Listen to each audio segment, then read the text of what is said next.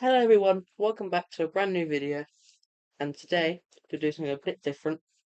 You may have seen my YouTube and Twitter/X teaser, but today we're going to be doing something very different. You've read the title, you probably don't know what it means, but I do. We're going to be doing an XTC CD or album, whatever, ranking video. So let's just get into it. So number 12, I've got Go To.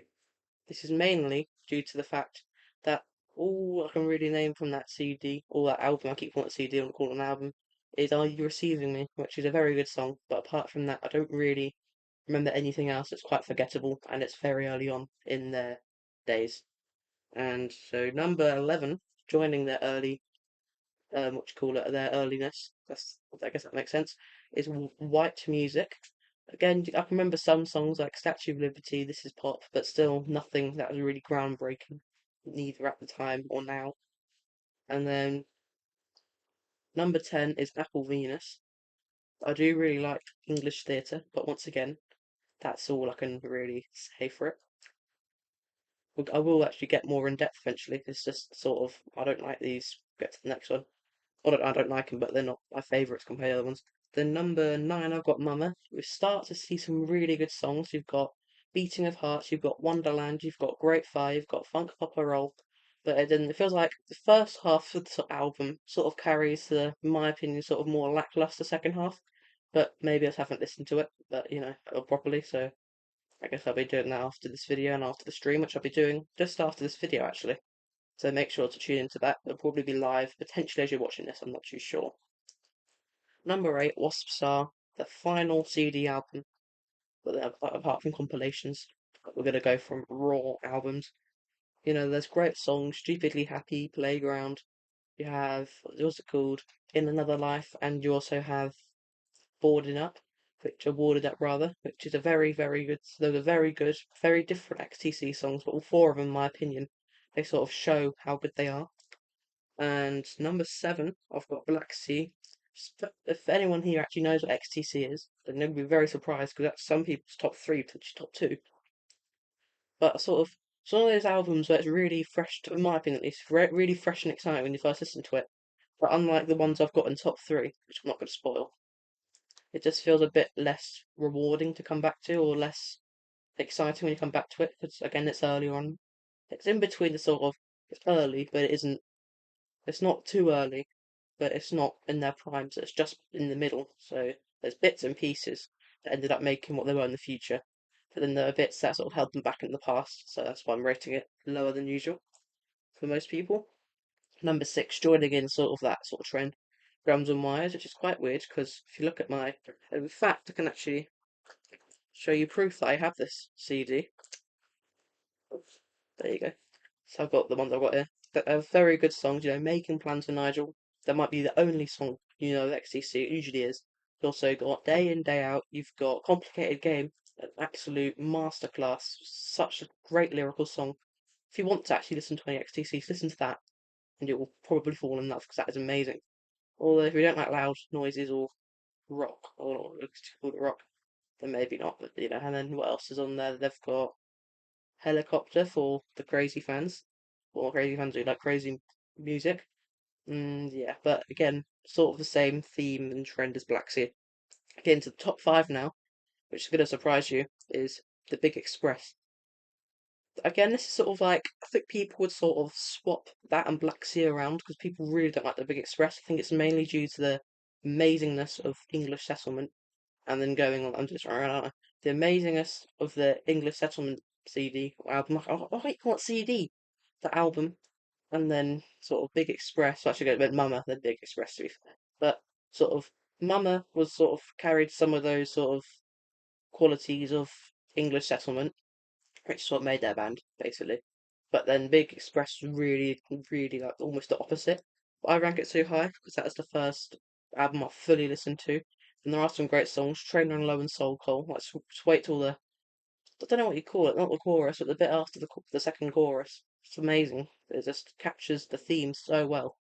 And if you listen to the lyrics and know the context, it's really good. You also have, which people don't talk about, the Lyrebird song. That's really good. I was trying to remember the name. I can't remember the exact name. I can just get a quick VAR check, which I'm not really backing myself up, am I? Oh yeah, I remember that. I bought myself a Lyrebird. That's a really good song.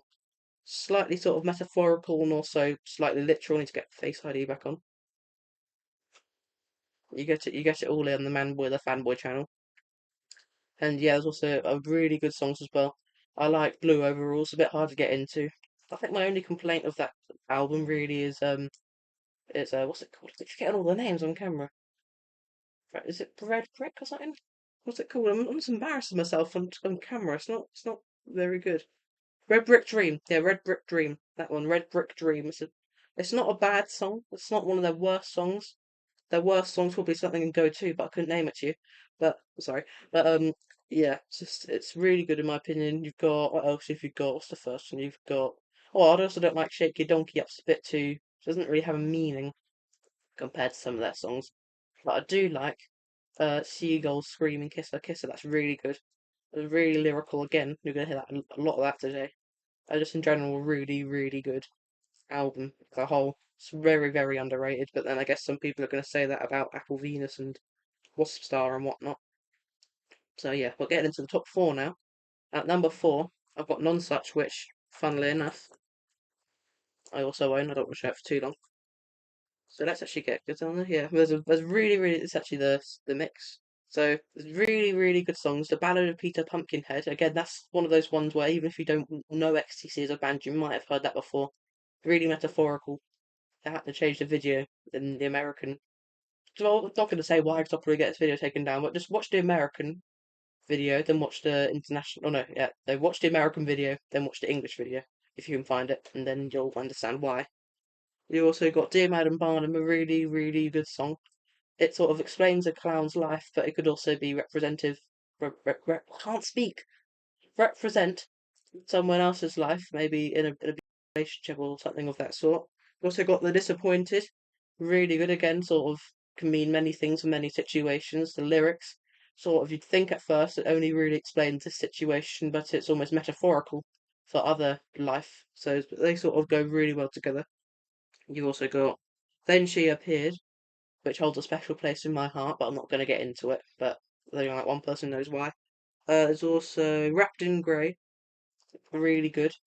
Wrapped in Grey, sort of again, just listen to the song and you'll know why.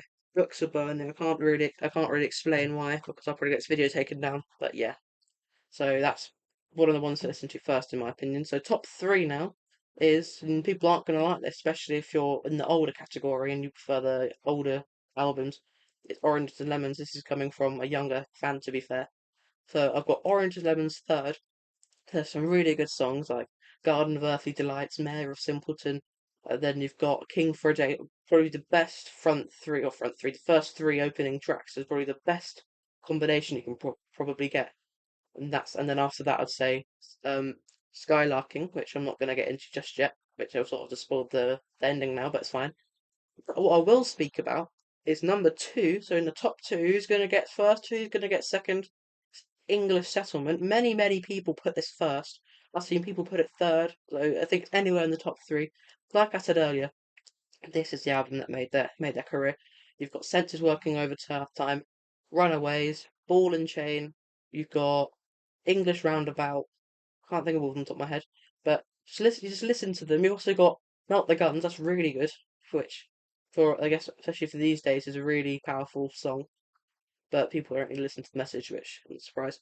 But and then number one, drum roll, put it note, is Skylarking, and I can't really show this, but I would cover it, but that's a bit risky.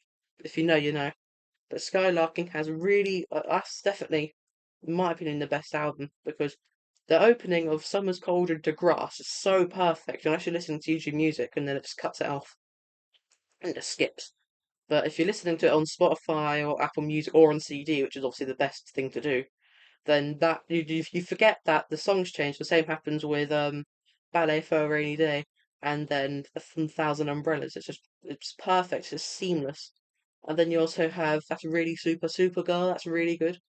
That's very emotional of a song.